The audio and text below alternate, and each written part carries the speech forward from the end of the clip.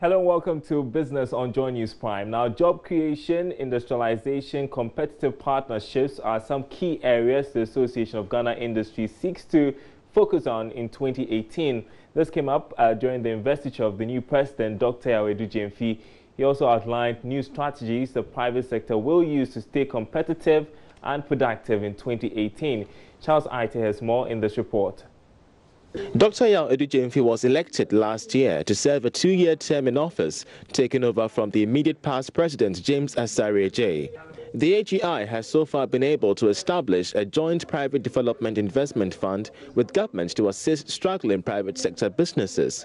Interacting with Joy Business after his investiture, the new president said it is time for Ghana's private sector to establish competitive partnerships with other West African markets. Such partnerships, he says, have the potential to expand the private sector for growth. Dr. Yaw Edugye-Mfii also shared some key interventions he will be prioritizing in 2018. How do we integrate with Nigeria to create a new market? Secondly, how do we train, educate our businessmen to improve their businesses? Because some don't even know how to do their own financial statements. Thirdly, we need to be able to understand how to work with the government, whereby we will have quarterly meetings with the government. Taxes. I mentioned about Hungary. They pay business corporate taxes 9%. They are making it. They have 4 million people enrolled in taxes. We are talking about 1.2 million people paying tax for 27 million people. That is not doable. Therefore, we need to look at the corporate tax, how we reduce it, so that we can enroll other companies to pay more taxes. On his part, former president of the AGI, James Asare-Ajay, expressed confidence in the new leadership of the association. He urged deeper partnership with government to help industrialization agenda succeed. I expect the incoming administration to continue. The idea of establishing an industrial bank was first mooted during the tenure of my predecessor, Nana Dr. Owusu-Afari. Every effort was made to have the bank established. We subsequently engaged consultants who helped with the preparation of the necessary documentation, which was duly sent to the Bank of Ghana for provisional banking licenses. Meanwhile, one of the major challenges facing Ghana's private sector is a lack of capital, a development which is said to have kicked most businesses out of competition.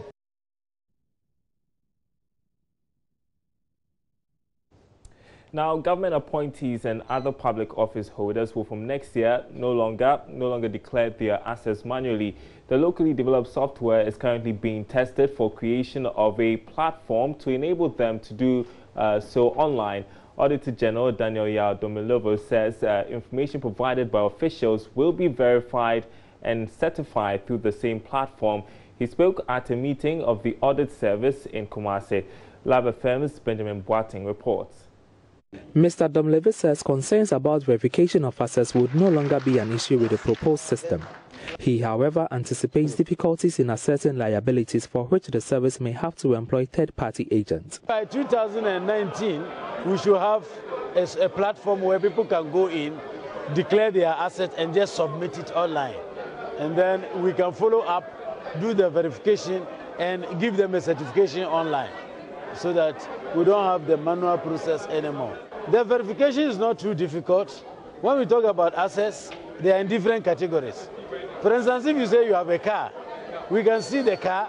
You can easily drive it even to our office with your documents of ownership. That is the title document. But when it comes to landed properties, like a house or something of that nature, we may have to follow up to the place and check. Today, you can even, using Google Map, see some of those assets. If there's the need to visit the site, then that one, it means we have to go with you and go and check the asset. The difficult part of it is the liabilities. Because if you say you owe so much to a bank or to a creditor, it may be true that yes, you owe that amount. But then if you have paid, you will not see it. He indicates, unlike in the past when a service focused on expenditure, emphasis will now be placed on internally generated funds and revenue audits to block leakages. That is why we are now drawing attention to our staff to look at internally generated funds, to be sure that in the course of our audits, we look at the internally generated fund and the revenue leakages.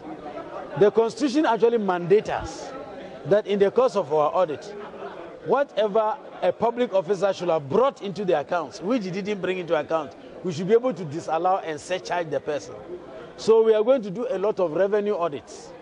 But if every small thing that you find... Ashanti Regional Minister Simon Osei-Mensah admonished the service to desist from issuing threats to clients.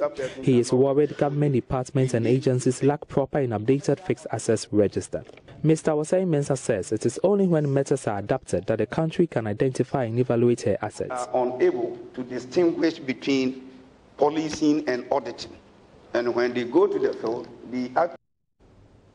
In other news tonight, the Minister of Tourism, Arts and Culture, Catherine Afeku, says efforts are being made by her ministry to enable Parliament pass a legislative instrument that will allow the sector to take over the tourist sites to be able to develop them and rehabilitate them to meet international standards.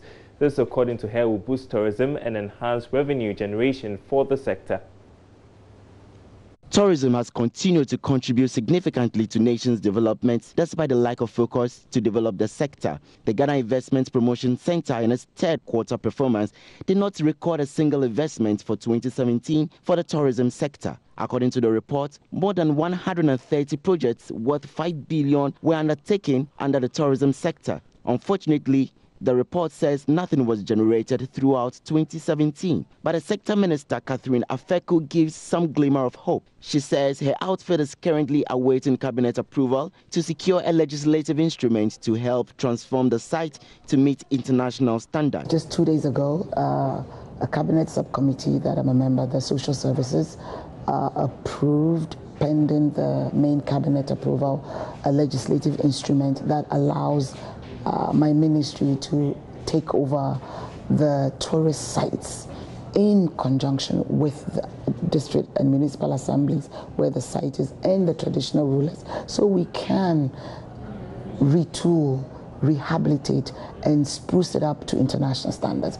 Before we took over, there wasn't any law or any binding legislation that enables an agency like Ghana Tourism Authority under the ministry to take over a site. But two events happened, one before we came in and one immediately we took over, the Bunsu accident and the Kintampo accident. And when you investigate, you realize that there is no true sense of ownership and responsibility. So we immediately put the team together and worked out an LI, and it was just approved 2 days ago. So that is the step that we needed the legal backing to take. So now we can put our capex into rehabilitating a place like Elimina Castle, or Cape Coast Castle, or Christianborg, so you have decent toilet facility. And that's it for business. Much more on Joy News Prime after this break.